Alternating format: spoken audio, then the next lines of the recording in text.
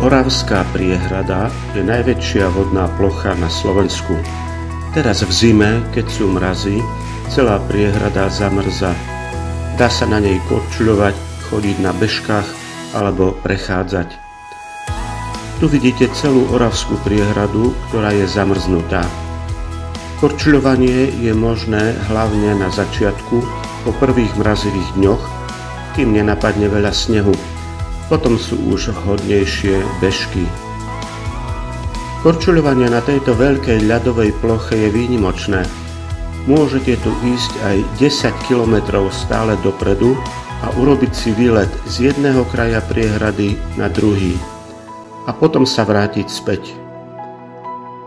Je to zvláštny pocit, keď stojíte na tejto veľkej zamrznutej ľadovej ploche, pretože pod sebou máte asi 30 metrov hlbokú vodu a brehy sú od vás poriadne ďaleko.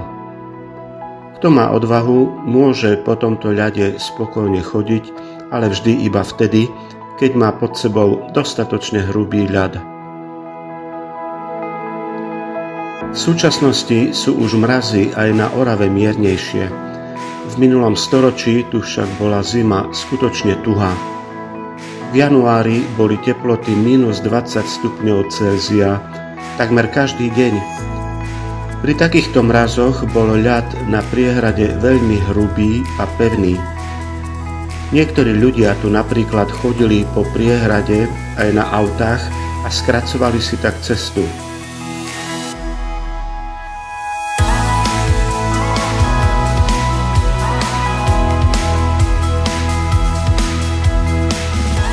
Dnes sú už mrazy aj na severe Slovenska miernejšie. Keď sa napríklad prechádzate po tomto ľade pri -10 stupňoch Celzia, zažijete silný adrenalínový zážitok. Pri tejto teplote už v ľade vznikajú pnutia a začína praskať.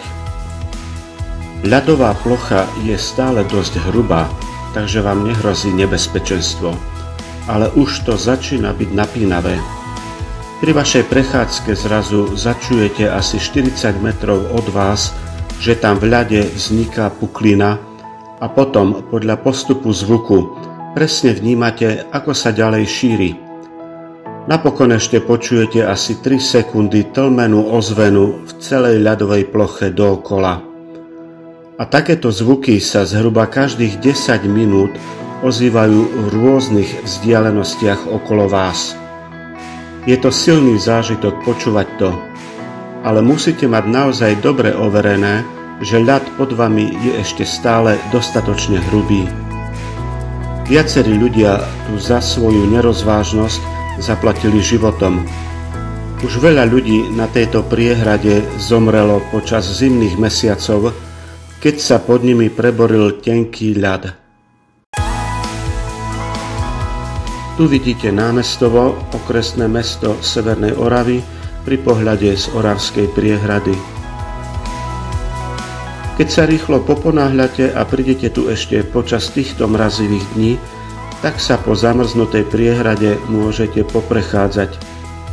A keď to už nestihnete, tak potom v lete môžete využiť túto veľkú vodnú plochu na rekreáciu a vodné športy.